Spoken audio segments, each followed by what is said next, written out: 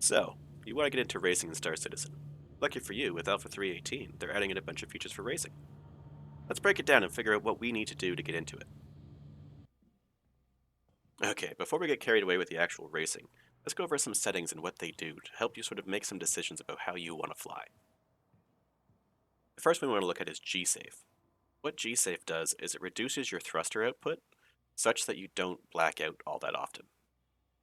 So it reduces the amount you're able to turn and rotate your ship, as well as how fast you're able to accelerate your ship. I generally leave this on, but that's just because of the ship that I fly. Um, and I have it set for disabled when boosting, which is these are the default settings, and I think that's okay for the most part. The next setting we want to talk about is proximity assist defaults on. They should really rename this to proximity assisted suicide, because how proximity assist works is that it reduces your thruster output, yet again, while you are near an object. While you are racing, you are always near an object. So you're not going to be, A, getting the maximum amount of speed possible out of your ship, but B, if you're going to collide with something, if you don't have the maximum amount of thrust available to you, you're still going to collide with that object. It's not a helpful setting. And then the last one we want to talk about, all the way down here. Yeah, pilot velocity indicator. So this is your TVI. It's like the little white chevrons that you'll see.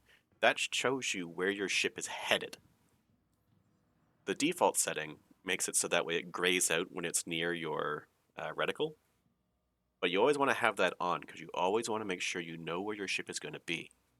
It's also helpful for when you're trying to fly fast in a straight line. You want to have your nose as lined up with your TVI as possible.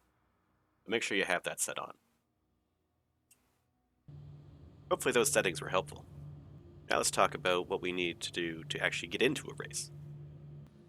Alright, now that we've gone through some settings that are helpful, let's take a look at the ship, like loading out your ship for what you need to do. Generally, the ship that you bring can be anything that's flyable. You could do this in a Aurora, you could do it in a Mustang Alpha, you could do it in a Cutter, whatever you want to do. Arrows are also pretty good. They perform currently better in atmosphere than most of the actual racing ships in the game. But for this exercise, I'm going to take my Mustang Omega. For those of you who don't know, the Mustang Omega was a separate ship for the Mustang Gamma back in the day. But after the rework, they're for all intents and purposes the same ship. So what we're going to do is we're going to remove all of the items that aren't necessary for flight. I don't need my quantum drive, I don't need my shield generators, I don't need the weapons, and I can really get away with having one cooler and just the power plant. Why we're taking these off is because weight does affect stuff, and each component does actually have weight. So if you want to get the best times possible, you're going to want to take as much off as you can. Now that we've got our ship sorted out, let's get our mission selected. Alright, so now that we've talked about some settings and loadout for our ship, why don't we take a look at actually getting a mission and seeing how this actually works. So first we'll go to the contract manager, then we'll go to racing, and then from here we'll select the Spaceship Time Trial Lowerville Outskirts. As of Alpha 318, this will be the first racetrack that you have available, and it will always be at Lorville. So if you want to get into the game and you just want to start racing, you're going to want to start at Lorville. If you hate Lorville, you're kind of SOL, you're going to have to fly here. But you're always going to have to do this race. So in order to do any of these time trials, you have to pay a fee in order to get into them. And people think, oh, well, I'm not actually getting the 4,000 payout, the 4,000 Alpha credits payout.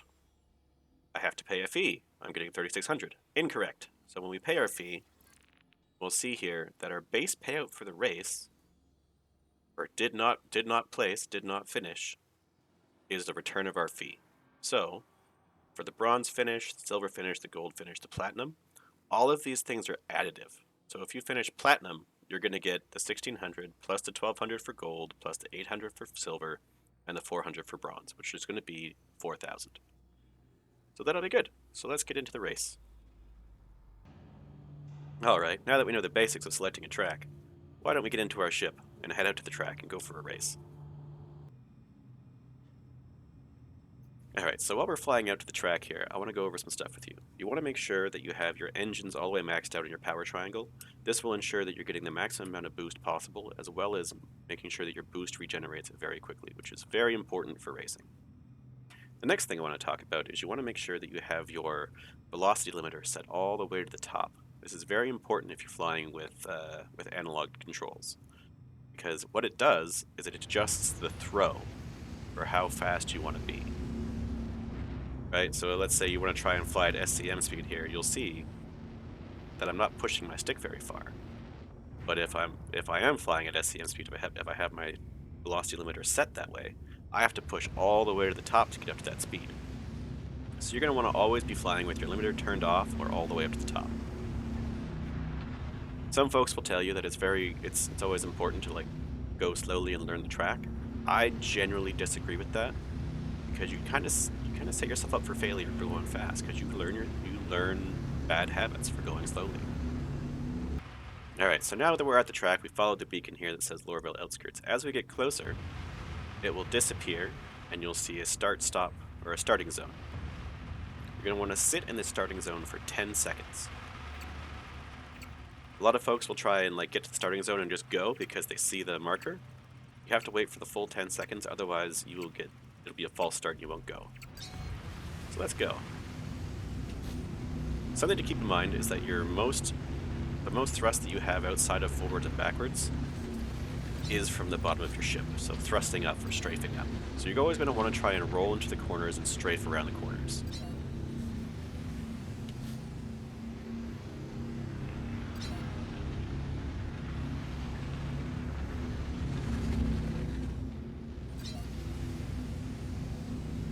So you see here, I'm letting my thrust vector indicator show me sort of where I'm supposed to be going.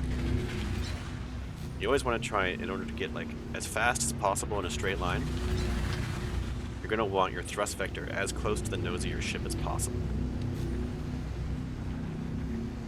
Because we're flying in atmosphere, you generally have a lot of drag on your ship. So if you're not flying dead flat with your thrust vector, you're not going to be going very quickly.